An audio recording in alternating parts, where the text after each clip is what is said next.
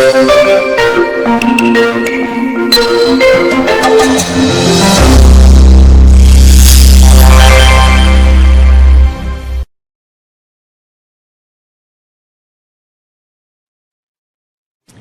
to enjoy every day.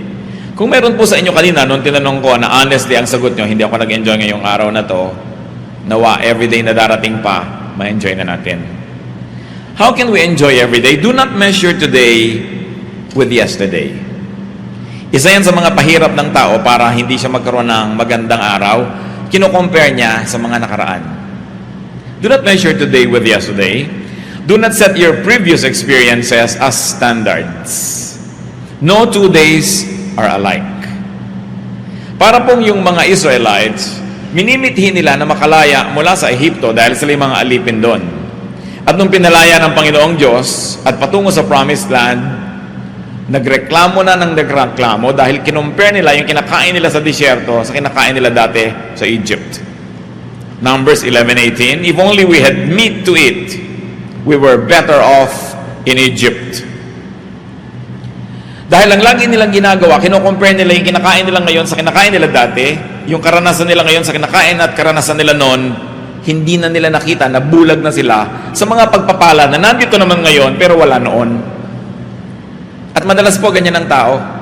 Pag gusto niya magdrama, maawa sa sarili, magreklamo at palungkotin ang sarili, ang hinahanap yung magaganda nung nakaraan, ayaw tingnan yung maganda ngayon, at laging akala mo, the good old days, those were the days. Parang akala mo laging maganda yung nakaraan. So be open for new things. Be open for new angles, be open for new ways of life and looking at things. Sapagkat ang mga bagong alak daw, inilalagay sa bagong lalagyan. So ang mga bagong kasiyahan, dapat may ibang packaging. Ang ibang mga bagong bagay, hindi darating sa mga lumang anyo. Kahit sa espiritu, bago ang espiritu mo, bago dapat ang templo ng espiritu, pati ang puso. Luke 5:37. And no one pours new wine into old wineskins. If he does, the new wine will burst the skins, and the wine will run out, and the wineskins will be ruined. No, new wine must be poured into new wineskins. And if you might stretch the application of this reality in our daily life, new experiences must be perceived from new perspectives.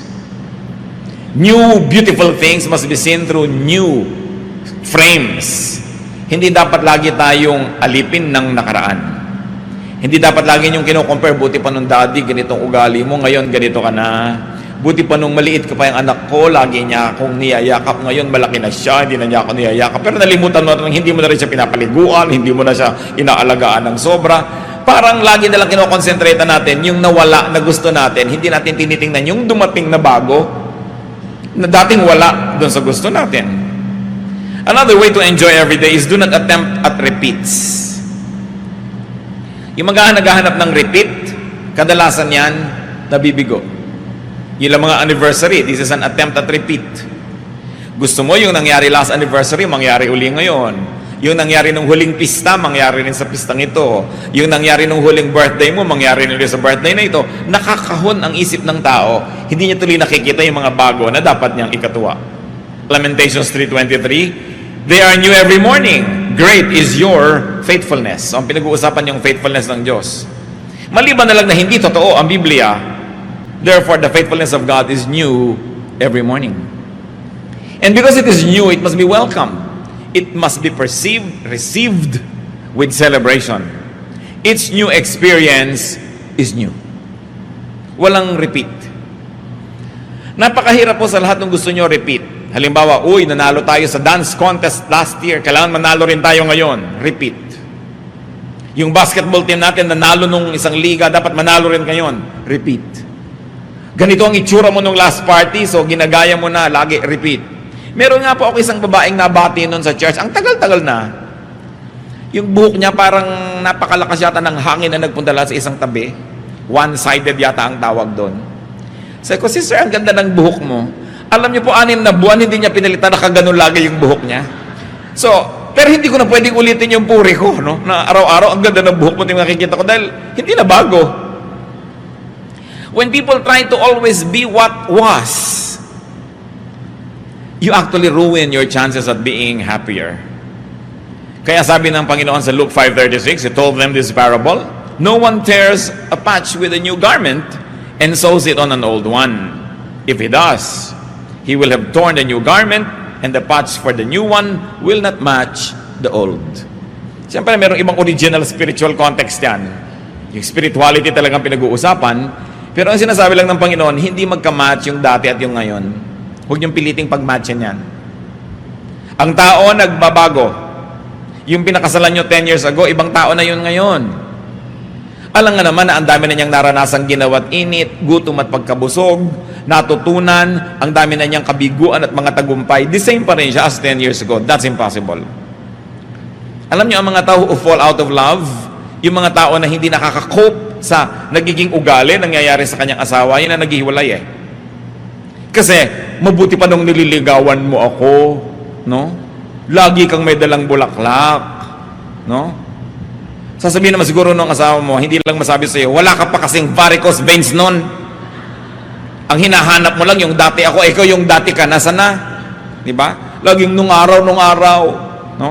Itsura mo nga ngayon, tsaka nung araw, compare mo, so, nagbago ka rin. Nagbabago ang lahat. Yung hindi tumatanggap ng mga pagbabago, yun ang hindi nagkakatagalan. Ipinapako mo siya sa ganon.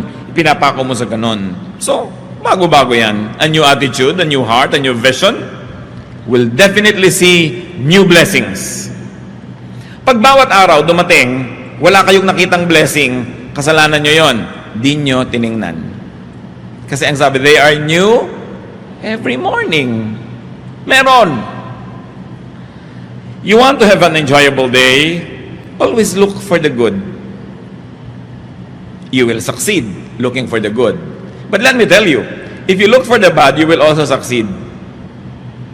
Because in everybody, there's the good and the bad. In every situation, there's the good and the bad. There's always the pro and the con. There's always the advantage and the disadvantage. It depends on where you look. So do not always look for the bad. Do not always look for something or someone to complain about. Naranasan ko na po na magbakasyon minsan sa Europa.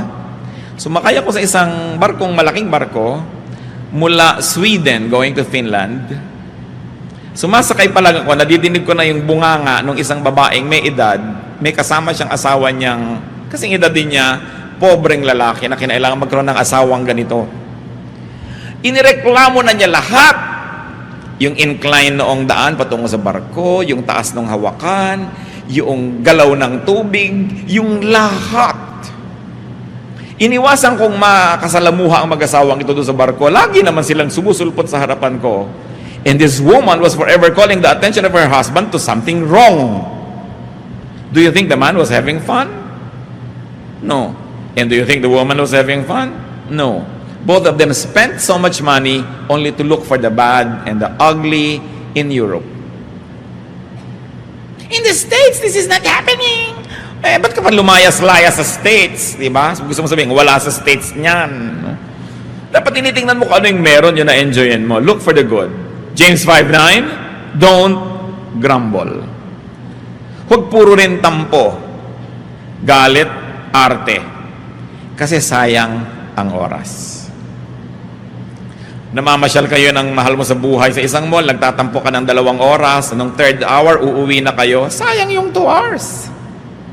Babalik pa ba yung 2 hours na yon? Hindi na. Yung magtampo ng 1 week, 1 month, sayang ang panahon. Alam niyo mga tampurista na lagi kasi naman gusto lang yan, mapansin, masuyo, humanap kayo ng ibang paraan para kayo sumaya. Kasi hindi naman lahat ng tao natutuwang manuyo. At paano kung hindi kayo nasuyo? Napakahirap niyan. Minsan inaaway mo yung asawa mo, away ka ng away. Sa sobrang kaaaway mo, ikaw na ngayon yung masama. Ang ending, ikaw ang nagsosorry. Para ka rin nagtago na walang naghanap sa'yo, lalabas ka rin naman dahil ang hirap-hirap magtago nang walang naghahanap. Diba? At napakahirap niyang nagtatampong walang nanunuyo. So learn. Kung kayo po ay married, ang asawa niyo hindi pala suyo, ibig sabihin, palitan niyo ang gimmick niyo. Humanap kayo ng ibang trip sa buhay dahil maiinis lang kayo lalo.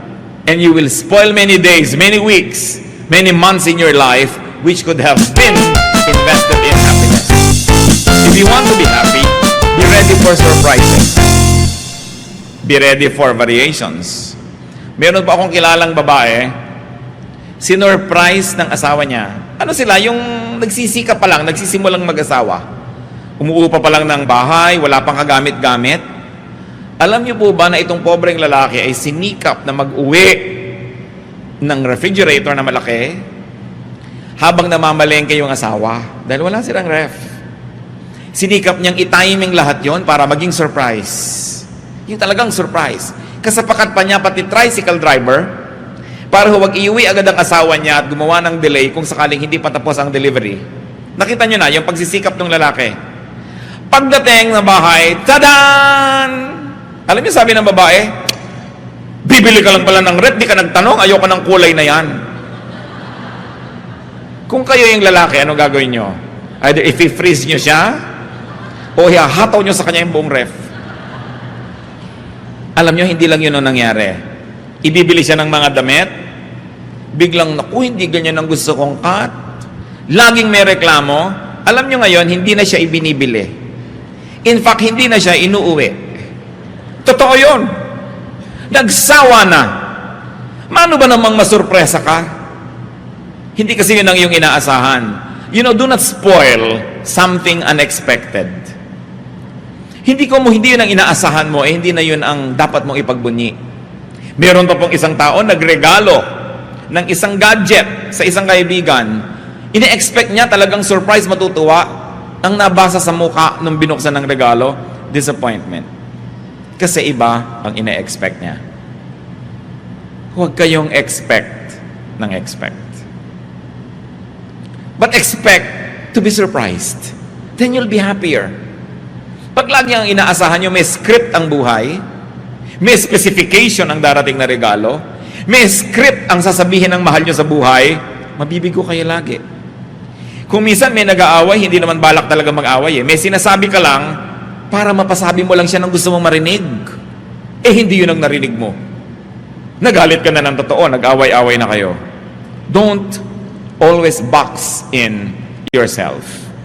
And don't put everything in a box. Be ready to be surprised. Habang nag-uusap po tayong ganito mga kapatid, isip-isipin nyo na mga sarili nyo, gaano karaming beses na ang nagmamahal sa inyo, nalanta, nawala ng gana, nabigo, dahil hindi nyo in-appreciate yung surprise niya. We should be willing to be surprised. The weather is not the same every day. We should be willing to accept variants. Mga iba, pagkakaiba-iba ng mga bagay, configurations are never the same. Sabi nga sa 1 Corinthians 15, 39 to 41, all flesh is not the same. Men have one kind of flesh, animals another, birds another, and fish another.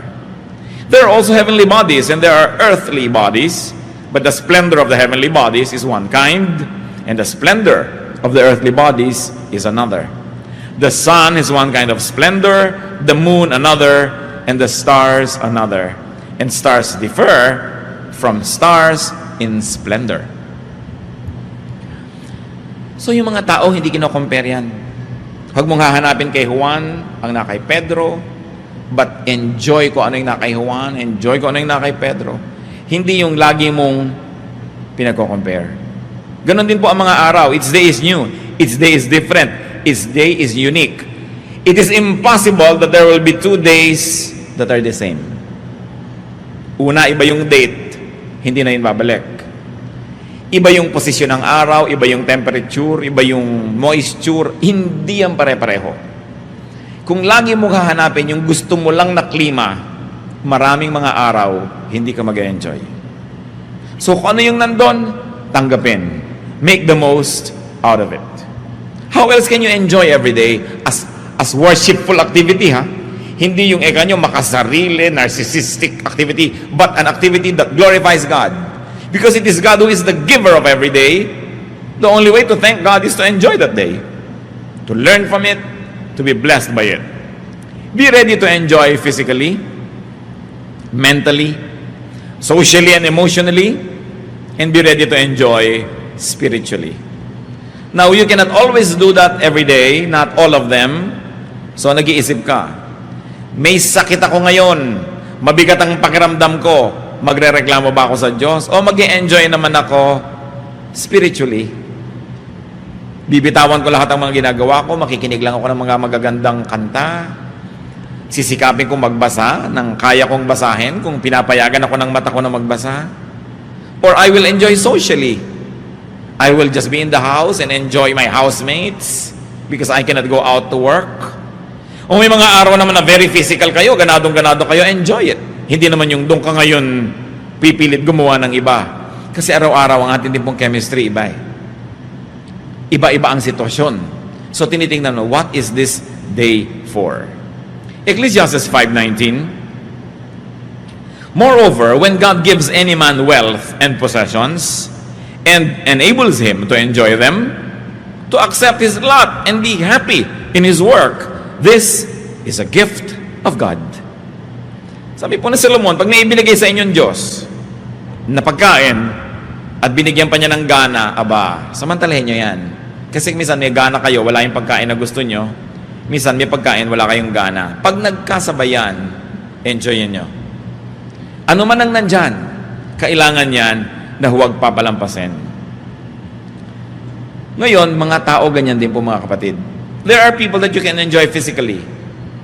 Nakakapaglaro kayo, nakakapag-tennis kayo, you do things physically with them.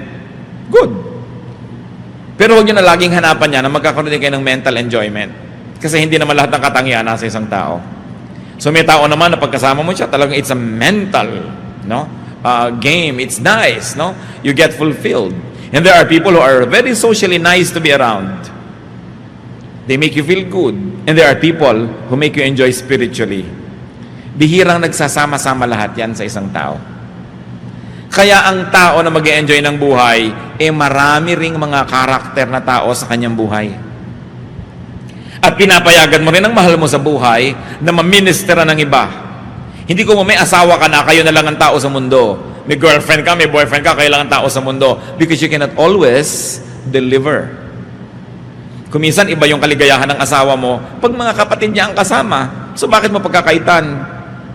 Pag yung mga kaeskwela niya nung high school, meron naman siyang ibang klaseng fulfillment, iba naman pagkakayo, so hindi ka dapat laging seloso. Liban na lang you're a superman or a superwoman who can give to your loved one everything that your loved one needs, you must permit them to be ministered to by others. So long as, if you're married, it doesn't endanger your relationship. Yan lang naman ang pag-iingatan na yung inyong pagiging tapat bilang mag-asawa ay malagay sa panganib. And in that case, magtyaga kayo sa isa't isa. Dahil mag-asawa kayo Pero, why don't you grow?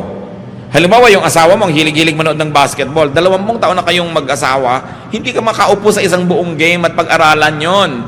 Sasabihin pa ng babae, ano ba yan, agawan na agawan sa bola? Bakit hindi nalang bigyan ng tigisang bola ang dalawang team? Para matahimik sila. At di walang laro. Pag-aaralan mo ngayon to be the enjoyable partner, lalo kung may asawa ka. Duty mo yun, kapatid. Hindi mo sasabihin, ganito na ako lang, napangasawa mo ko, so pasensya ka. Alam nga namang mag-stick na lang siya sa'yo dahil wala siyang choice. Kulang naman yung enjoyment ng marriage nyo. So you also begin to change your ways. You also do not set yourself in stone, or you do not set yourself in wet cement and quick dry cement, kasi kailangan nagbabago ka rin. Kasi pag nag-e-enjoy ang asawa mo, nag-e-enjoy ka rin. Pero pag siya hindi nag-e-enjoy, madadamay ka rin dyan. Kahit ano pang sabihin mo. So meron tayong pananagutan sa isa't isa. Alam niya kaya kung minsan tayo hindi dapat nakikipag-away. Halimbawa, hindi mo kailangan ng isang tao. Mabubuhay ka nang wala siya. Pero naisip ba natin na paano naman siya, kailangan naman niya ako? It's a ministry. Kaya lalo't kung may asawa kayong matalino, sa tingin nyo matalino, maghabol kayo kahit paano. Mag-aral-aral kayo, magbasa-basa. Alamin nyo yung mga interest niya para nakakapag-tennis naman ang utak nyo. Hindi magsaserve siya ng bola, hindi mo na maibalik. Magsaserve siya ng bola, hindi mo na maibalik. Kahit sa tennis, 3 balik, wala na. Game finished. Love set. Wala na. Game over. At may taong ganun, kahit anong sikap mo makipag-usap, hindi maibalik ang usapan. 3 lang ang alam niyang topic sa mundo. Yung medication niya, yung mga karamdaman niya, at yung reklamo niya sa kapitbahay. Every day, yun ang topic nyo. Sa palagay nyo, hindi kayo pagsasawaan. Kaya kailangan ng utak pinalalago. A very attractive person is a person that can always engage you mentally. No? Yung ang ganda-gandang kausap, nakakapagpayaman ng isip, nakakalibang, napag-aaralan yan kung hindi likas. Sapagkat tayo mga taong nilikas sa image ng Diyos, marami tayong kayang gawin. Ecclesiastes 11:8. However many years a man may live, let him enjoy them all. But let him remember the days of darkness, for they will be many. Everything to come is meaningless. So don't put your life on hold just because you are saving, just because you are studying, just because you're preparing for some future glory or accomplishment. Do not put your today on hold. You must also learn how to live to the fullest. Although you are anticipating greater joys or greater fruitfulness in the future, but no day, no week, no month must be ignored. Because it's a gift and it will never return. Be willing and be able to enjoy. Napaka-importante po ang ganitong mga katotohanan. Ang simple-simple, bakit natin pinag-uusapan? Kasi yung maraming simple ang nalilimutan ng tao. Ang mga Kristiyano, alam na alam yung mga doktrina. Anong uri ng mga bautismo? Kailan ba darating si Jesus? At kung ano-ano pa. Pero yung mga pang-araw-araw na buhay, nalilimutan. If you want to enjoy your everyday, you must learn to forgive the unintentional spoiler. Kung kayo nagda-drive, may paparka na kayo, biglang may nauna, huwag kayong magalit sa kanya. Gusto niya ring pang-park. No? Minsan nag-aabang ka ng bus, naunahan ka nung iba, huwag kayong magalit. Pare-pareho lang kayong gustong umuwi. No? Yung mga nagda-drive na nauunahan, naiiwan ka, pare-pareho lang kayong nagmamadali para makauwi na o makarating sa pupuntahan. Lagi na meron kang nakakaagaw, pero hindi ka niya kilala. Hindi niya inisip nung umalis siya ng bahay, naaagawan kanya ngayon ng silya o ng linya o whatever. People are sometimes after the same rainbow's end. It's part of life. Don't make it personal. John 13:6-8, no? An unintentional spoiler, si Peter. He came to Simon Peter, who said to him, "Lord, are you going to wash my feet?" Jesus replied, "Do you not realize now what I am doing, but later you will understand?" "No," said Peter, "you shall never wash my feet." Nakita niyo gustong hugasan ng Panginoon lahat yung paa ng mga disciples as a symbolic act. Pero si Peter, nagpapaka-righteous, ayaw niya magmukhang pinaglilingkuran si Jesus, sabi, "Lord, no, I will never permit you to do that." He was spoiling a very beautiful example. Buti na lang, hindi nainis sa kanya si Lord. Nung minsan, sabi ni Lord, pupunta ako sa Jerusalem, mamamatay ako doon. Sabi ni Peter, "No, Lord, I will never allow this to happen to you." Anong sabi ni Lord? "Get behind me, Satan. You are not on the side of God, but of men." Why are we talking about these things, brothers and sisters? Because in whatever you do, there will be somebody who will say, "No, I will never let you do it." Meron laging haharang. Meron laging hahadlang sa inyo. Sinasadya man niya o hindi. Alam man niya o hindi ang ginagawa niya. Merong laging ganon. Huwag niyong personalin. Many people are just underinformed or uninformed or totally clueless. Many people can just be ignorant or people are just busy living their lives. People are just busy surviving so they can become your competitor. Hindi yun dapat pinepersonal. Kahit na pareho kayo ng nagugustuhan, pareho kayong umiibig, hindi siya kontrabida sa buhay dahil may karapatan din siyang umibig. Siyempre, paibigin niya yung gusto niyang paibigin, kakompetensya ka, pero huwag ka magagalit, huwag mong pepersonalin. Ikaw man siya, gagawin mo yung ginagawa niya. So napakahalaga meron tayong detachment. That people just have to survive, people have to live, they have to achieve their dreams, they have to earn money, they have to make a living. So may tindahan kami, nagko-compete sa kabila doon, huwag mong personalin. There's always competition everywhere. Ang mga halaman, lagi nagko-compete yan for light. Kaya alam niyo yung mga ibang halaman sa gubat, tuwid na tuwid na tuwid, kaya magandang gawing halige. Kasi nagmamadali yun sa taas para pagdating yun, ikakalat niya yung lahat ng kanyang mga sanga para makuha niya lahat yung araw. at wala nang matira doon sa katabi. Kaya ang mga halaman, nakikipag-compete lagi yan for light. Pag nandun yung araw, harapan lahat ng leaves doon. Ano? Pag natakpan ka nung gabi, sorry ka na lang, malaki yung leaves niya. Huwag mong pepersonalin ang buhay. Merong naglalakad ka, natalsikan ka dahil may mga lubak-lubak, umuulan. Hindi naman pinlano ng driver na hahabulin ko ang babaeng itong nakaasul at papatalsikan ko siya ng tubig. Natalsikan ka eh. No? Pero dahil lang doon, sisirain mo yung araw mo, galit na galit ka na, aabangan ko ato bukas, hahagis ako ng pako ang kalsada para ma-flat ang gulong niya. Puro evil na yung laman ng utak mo. Sabi lagi mo sinong lugi. Kahit masira mo yung kotse niya, lugi ka rin dahil sinira mo na rin yung puso mo. Baka marami kayo ngayong mga kinakainisan, mga galit kayo, may tampo, pero huwag niyong personalin. May karapatan din siyang mabuhay. At gusto lang niya sigurong mabuhay. You want to enjoy every day? Be easy. Dapat ang tao mababaw. Huwag sobrang laliman dahil wala naman lagi magtsatsaga na hukayin kayo. No? Ginto lang, parang hinuhukay-hukay ang kakaila-ilaliman ng lupa. Ngayon kung ikaw lang naman yung nagpapakalalim-lalim, baka walang magtsaga na maghukay sa'yo. Maghanap sa'yo, maghabol sa'yo. Sabi ng mayaman na lalaki sa Luke 12:19, I'll say to myself, you have plenty of good things laid up for many years. Take life easy, eat, drink, and be merry. At alam nyo na ito ay isang bad example ng tao. Hindi dahil gusto niya to eat, drink, and be merry. Kasi ang sabi ng Bible, what about tonight, your soul is extracted of you? Sinong makikinabang sa mga ipinundar mo? So ano pa yung tunay na lesson dyan? Huwag kang maghintay ng napakarami pong naipundar bago ka mag-enjoy. Kasi baka matapos mo mag-ipon, namatay ka na, bukas, iba ang mamana. Iba ang mag-enjoy. So kaya may naipon ka kay wala, kaya marami kay konti, learn how to enjoy the day. At ang nakakatuwa po, mga kapatid, bawat budget may katapat na nabibili. Nakita nyo, kung hindi totoo yan, bakit yung mga ang liit-liit ng kita, buhay pa rin? In fact, yung mga walang kita, buhay din. Because sabi nga ng isang pelikula, ano ba yan, Jurassic Park, life finds a way. Kaya may kesong ubod ng mahal. Pwede kang gumastos ng 10,000 pesos sa isang pirasong keso, no? Meron din naman na ubod ng mura kasi nipis ng blade.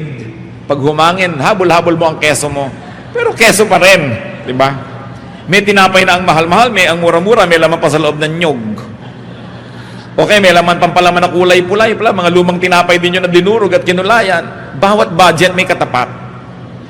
Yun ang mga mahilig magpa-food spa, may food spa pa na 20 pesos. No? Hindi ko na lang alam kung sa kaning baboy ibinababad yung paa mo, pero food spa rin. Para ka rin doon yan, nangunguya ko, ikaw nakaupo ka sa balde, tapos kumakain ka ng banana kayo, feeling rich ka rin kung marunong ka maglibang sa sarili. Merong spa na 3,000, meron 199 full body massage pa, no? Langis lang nga na pinagprituhan ng hasa-hasa ang ilalagay sa'yo, pero langis pa rin yun, dudulas pa rin yung masahe. So may katapat ang lahat. Sabi nga nila, pusali man ay may katapat na langit. So tatanda mo yan, pusali man ang kalagayan mo, may katapat kang langit, marunong ka lang tumingin. Napakahalaga, nag-e-enjoy tayo niyan. So, babaan ang kaligayahan, hindi laging tinatasan. At ang pinakamahirap niyan mentally, alam niyo kung masyado kayong marunong, halos wala na kayong makausap. So paminsan-minsan, magpapanggap ka ring mangmang ka para ka matawa ng malakas. Kasi ang mga mangmang, mas masasaya. Mas malalakas tumawa, yung mabababa ang IQ. Uy, pinigil ang mga tawa.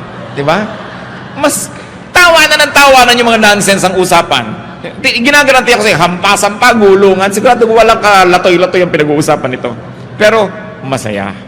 Di ba ang mahalaga at the end of the day, masaya ka. Pero siyempre, binabalance mo rin yan. Pero ang pinag-uusapan natin, how do you enjoy every day? Adjust ka sa katapat mo. Hindi lagi kang maraming requirements. And be humorous. One thing that I appreciate about God, I don't know if you do, is God is very humorous. Ang dami niyang joke kung bukas ang mata mo. Natatandaan nyo yung mga disciples na sabi nung iba, pauwiin nyo na po ang mga tao, oras na ng pagkain, ora de peligro, mahal pa kanin niya mga yan. Sabi ni Lord, di pa kanin ninyo, Lord, napakalaking halaga para pakainin lahat. Pauwiin na lang. Di ba? Tapos, naghimala ang Panginoon. Yung kaprasong tinapay, konting isda dyan, dumami, napakain ng libu-libong tao. Nasa ng joke? Matapos yon, ipinaipon ng Panginoon ng mga pispis. Yung mga tira, ilang baskets? 12. There were 12 disciples ha? Sabi niya siguro, nagda-doubt kayo, gusto niyo magtipid.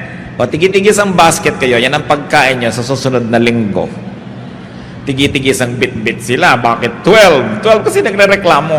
No? Humor. Hindi yung pag binubuksan niya yung Bible, parang dan, dadan, dadadan. Tapos bababa ang mga anghel, may tugtog na organ. Hindi niyo makikita yung humor. Makita niyo dapat yung humor niyan. Yung mga Israelites, reklamo ng reklamo from Egypt to Israel. Anong ipinadala ni Lord? Para tuklawin sila? Kutakot-takot na ahas. Kaya pag may ahas na lumalabas, ahas! Takbuhan sila, di ba? Takot na takot sila. Sabi ni Moses, Diyos ko naman, maawa kayo sa mga tao. Tigilan po natin ito, kawawa sila. O sige, Moses, gumawa ka ng ahas, bronze snake, sabi niya. Ilagay mong gano'n sa mataas na poste, at lahat ng natutuklaw, titingin sila doon para gumaling. Yung kinakatakutan nila tumutuklaw sa kanila, yun ang imahen ngayon ang titingnan nila para sila gumaling. Pag hindi humor yun, ewan ko kung ano yun. No? Sabi siguro nila, ayan, kung sa Canada pa, diyan ka bumangon. Ahas ang nagbigay sa inyo niyang danger. Ahas. Form of a snake. Kaya ang logo po ng medicine, yung ahas di ba? Na nakakapit dun sa poste. Yun. Kasi nagpapagaling daw yung ahas. Subukan nyo. No? Kaya napaka-humorous Pero yung ahas, kinakatakutan ng tao. Yun pa yung image ng pagpapagaling. Pag hindi nyo tinignan ng gano'n ng Biblia, hindi kayo mag-enjoy. No? Ang daming ginagawa ng Panginoon na talagang kamangha-mangha. Itinaboy sila doon sa gilid ng dagat, nasukulungan sila ng kaaway, dagat na lang nandun, malay ba nilang bubuka pala yun? No? Humor. God is so humorous, so God's people should be humorous. Psalm 126, 2-3. Our mouths were filled with laughter, our tongues with our songs of joy. Then it was said among the nations, the Lord has done great things for them. The Lord has done great things for us. We are filled with joy. Are you filled with joy? Alam niyo po, isang nakakatuwa na mangyari, at salamat na lang sa Pilipinas, maraming ganitong eksena, yung mga third world drama. Subukan niyo sa mga siksikan na eskinita, sa mga palengke. Kung ang makikita niyo lang, yung baha, yung baho, yung sikip, hindi kayo mag-enjoy.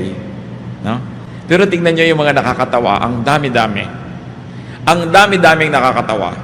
Yung mga tao na ang ginagawa nilang mga kapote nila, yung mga plastic, nakakatawa di ba? Ang galing naman ng mga Pilipino na mamaya pag wala nang balutan ng kanilang mga tinda, yun na ang paglalagyan. Nakakatawa yung natutulog, nakahigang ganyan sa isang tumpok na saging na saba. Kung hindi kayo natatawa doon, ewan ko na sa inyo. Yung ang saya-saya, tas yung ang hirap-hirap niya, nagtitinda lang konting mga tumpok-tumpok ng kalamansi, nagpapamanicure. May manicurist mo, manicure. Ma'am, ano pa po ba? Di ba? Ma'am pa siya. Yung kakatawa. Ang daming ganon. Yung mga nag-aaway ko minsan na mag-asawa, pakinggan mo kung anong pinag-aawayan, matatawa ka. But you've got to have ears that are humorous. Kasi otherwise, maiinis ka. Yung pag matraffic, sira-sira ang kalsada, ang dami nagtitinda. Lahat na ng paninda nandyan na sa highway, no?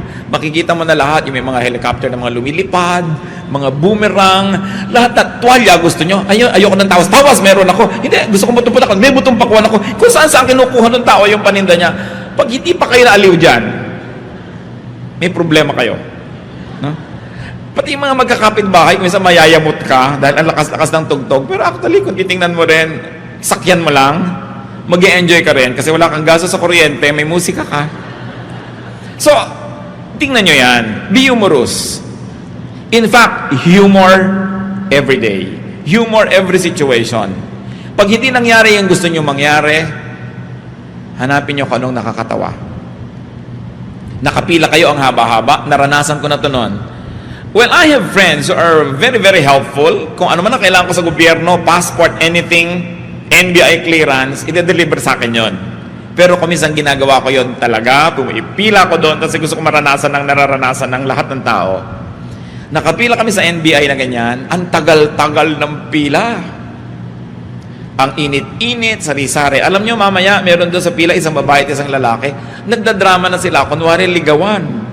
At binubuyo-buyo naman ng mga tao, nagkakantsaw-kantsawan sila, may nagpari-parian, ikinakasal sila doon sa pila. Hindi ko lang alam kung itinuloy nila pagkatapos. Pero nakaka-invento lagi ang Pilipino ng kasiyahan, kahit ano pa ang kalagayan. Nakita nyo, nagkuku, may mga nagtitinda ng lobo, di ba? May mga kumakanta, only in this country. So when you say only in the Philippines, say it positively. Kasi we know how to celebrate life. Kahit konti-konti ng pera, kahit hirap na hirap, nakakagawa ng paraan para sumaya ang tao. At yan ang mahalaga natin, lagi ma-appreciate. And as I have said kanina, you want to be happy? Don't get too personal. Huwag niyo sabihin, pinagkakaisahan ako ng buong mundo. You and me against the world. Hindi kayo ganun kaimportante para pagkakasayahan ng buong mundo, naguluhin kayo. Yung ang buong mundo, nagkaisa, nagsapakat para pahirapan kayo, hindi kayo ganun kahalaga para pansinin kayo ng buong mundo. So don't exaggerate. Huwag yung idrama na ang buong mundo, kinakawawa ako, pati ang Diyos, tinalikuran ako. You know, nakakapagod tumalikod kahit hindi ka tatalikuran ng Diyos. Sabihin, kinalimutan ako ng Diyos. Paano yun? Paano niya gagawin yun? Alam niya ang lahat. Ang hirap-hirap namang makalimutan ka niya. Sobrang effort ng Diyos para ka makalimutan. Dahil ang natural, maalala ka niya. So, yung sasabihin, nakakalimutan ako ng Diyos. Pinagtatakloban ako ng langit at lupa. At sa lagay, idadamay ang lahat para ka lang maipit.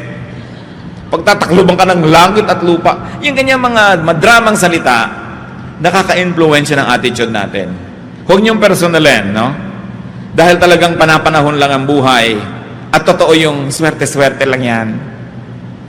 Huwag kayong laging nagagalit sa nangyayari sa inyo na parang ipinlano ng lahat ng langit na ganun yun. Ecclesiastes 9:11, I have seen something else under the sun. The race is not to the swift or the battle to the strong, nor does food come to the wise or wealth to the brilliant or favor to the learned, but time and chance happen to them all. Maraming Christian allergic nyo sa salitang swerte, no? Alam nyo ang bagong magandang balita, Tagalog version. Alam nyo pananagalog diyang, but time and chance happen to them all? Sabi, talaga lang may dinarat na ng malas. Kung gusto nyo makita sa Biblia, nandun. Dahil yan talagang yan. At yung paniniwala ko minsan, ay sinuwerte lang, minalas. Napakalaking ibinibigay sa Pilipino na comfort. Kasi hindi mo laging iniisip na talaga tinalikuran ka ng Diyos, talagang ganito na lang. Kundi, nataon lang eh. Nagkataon, huwag mong personalin. Naglalakad ka, may nahulog na skylab sa ulo mo. Diba? Hindi naman laging nahuhulog yan. Try again tomorrow. Alam nga namang tatamaan ka na naman yan. Sobra na yun. Susunod, ay, nagkataon lang kasi naman naglalakad-lakad ako kung bakit sa akin pa nahulog yung building. Nandun ka kasi sa lugar na yun, nangyari. So, huwag mong indahin at huwag kang magalit sa buhay. It happens. So, sabi na Ecclesiastes 9:11, time and chance happen to them all. Sabi niya, hindi ko mabilis na nanalo sa karera. Hindi ko mamalakas mananalo sa digmaan. Hindi ko mamatalino magkakapera. Swerte lang talaga yan. So, huwag mong masyadong personalin. Lagi mo na lang subukan muli. Always do your best at huwag kang madali. We can go on and on, mga kapatid. Pero bakit yung sinashare sa inyo ganito mga bagay? Dahil ang buhay, maraming problema, maraming bigat, maraming pagluluksa, mga talagang sakit, hinamamatay. Doon na lang kayo talaga malungkot sa mga patikalungkot. Pero yung mga pwede namang balik na rin yun, pasayahin niya. I-reserve nyo na lang yung luha nyo sa talagang dapat iluha. At sinabi sa Biblia, marami naman yung araw na yun. Hindi kayo mauubusan sa isang lifetime. So please, huwag nyo nang palungkotin ang hindi naman talaga malungkot. Mag-a-outing kayo, nainis lang kayo nung umaga dahil nakalimutan yung karne at yung uling lang ang dala sa barbecue. Hindi kainin nyo ang uling. O mag-charcoal painting kayo. O mag-fasting kayo. Pero huwag yung sabihin, sira na ang araw ko, sinisira nyo dahil lang sa kapraso. Ina-exaggerate nyo. No? When there are rats in the ship, you kill the rats. Don't sink the ship. Kung sa relasyon nyo sa inyong asawa, mayroong mga konting problema, huwag nyo palakihin para lang magka-excuse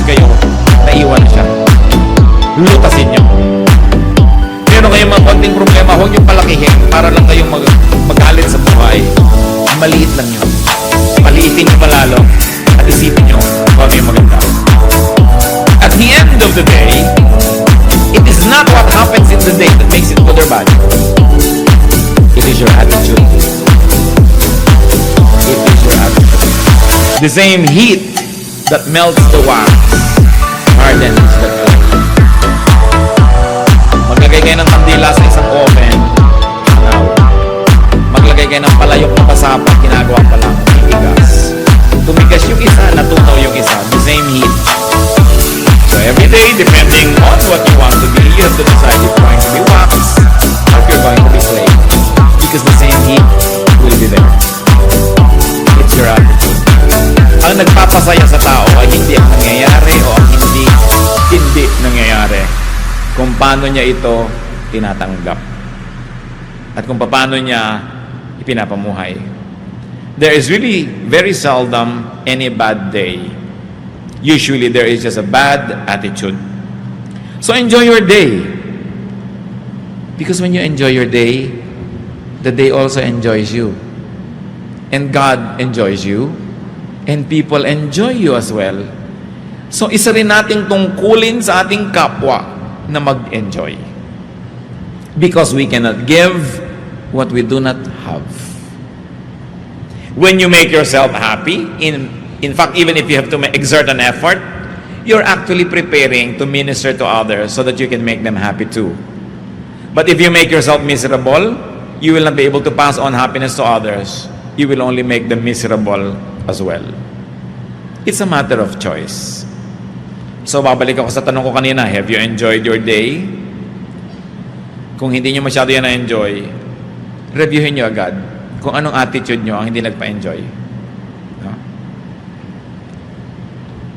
At may natatira pa sa maghapon na ito, hindi pa tapos. At may bukas pa uli. Pero meron pa akong gustong iwan na isang napakahalagang paalala, mga kapatid. Every day, each day, is all important. Huwag niyong babaliwalain ng isang araw. Kasi kung walang araw na to, walang bukas. Subukan niyong mamatay ngayon. Wala na kayo bukas, di ba? So, hindi pwedeng ignorin ang day na to dahil kung dito kayo ngayon namatay, wala nang bukas eh. Kung dito kayo ngayon nagpasya na magiging malungkot sa buong buhay niyo, lulungkot ang lahat. Every day is a link. And no part of any link is unimportant. Pahalagahan niyo bawat araw. Yung gigising kayo, salamat Lord. Hindi yung naku, umaga na naman. Yung Lunes na naman. No? Trabaho na naman. Alisan mo naman ang trabaho, pila uli, apply. Salamat ay salamat Lord, may trabaho. Pag naman natin yung amo nyo, ay salamat, ito yung boss ko. Diba? Salamat, may opportunity ako na magpalapad ng papel. Salamat, ito yung asawa ko, hindi ito na naman yung asawa ko. Siguro naman di ko na kailangang ulitin lahat, mga kapatid. Attitude lang yan. It's a matter of choice. Without today, tomorrow will not come. And most of the time, how you shape today defines the shape of tomorrow. So don't waste any single day. For all you know, it can be our last. So dapat binavalue yan. Diyos, salamat po sapagkat ang araw na to hindi pa tapos. Meron pa kami pwede ma-enjoy ng mga sandali. Pinagpapasalamat namin kung kami nagkaroon ng mga kasiyahan sa maghapon na ito. At kung kami nakapagdulot din ng kasiyahan sa iba, lalo na po sa inyo. Ituro niyo po sa amin, Lord, pahalagahan bawat araw. Lalo yung araw na kasama namin ang mga mahal namin sa buhay. It's a very, very precious time. Marami mag-asawa, hindi magkasama. So pag magkasama ang mag-asawa, turuan niyo po, Panginoon, na talagang pahalagahan yon. Ang magkapatid, ang mga mag-ama, mag-ina, magkakaibigan. Hindi lahat ng araw may gana. Hindi lahat ng araw may kalusugan. Ituro niyo sa amin, Lord, to value every moment. Not to kill time, not to be bored, but to fill ourselves with excitement and with life and with fruitfulness. Magbulay-bulay tayo sandali, mga kapatid. Baka meron tayong crime against time, crime against the day, that we ignore it. Na pinapayagan nating masira. Kung minsan tayo pa ang sumisira, tapos sisirain natin ang araw ng iba. You cannot kill time without harming eternity. Magbulay-bulay tayo. Lasapin natin ang kagandahan ng buhay. Humingi tayo sa Panginoon ng matang nakakakita ng magagandang bagay na dapat ipagpasalamat kung yan ang kulang sa atin. The same sun rises on everybody. Everybody has 24 hours every day. We breathe the same air. Pero bakit merong iba masaya, merong hindi? May masayang mahirap, may masayang mayaman. So wala sa kahirapan, wala sa kayamanan. May masayang lalaki, may masayang babae. So wala sa gender. May masayang single, may masayang may asawa, may miserabling single, may miserabling may asawa. So wala sa sitwasyon. It all boils down to attitude. Dear God, teach us to review our attitude. Ipakita mo sa amin, Lord, kung meron kaming masamang ugali, masamang pag-iisip na sumisira sa pananaw namin sa buhay. Lalo yung attitude ng inggit, attitude ng pananaghili, pagseselos, yabang. Linisin mo kami, Panginoon. At nawa ang puso namin lagi maging handa na tumanggap ng mga bagong pagpapala araw-araw. Be with the Lord in some moments of silence, and may all be blessed.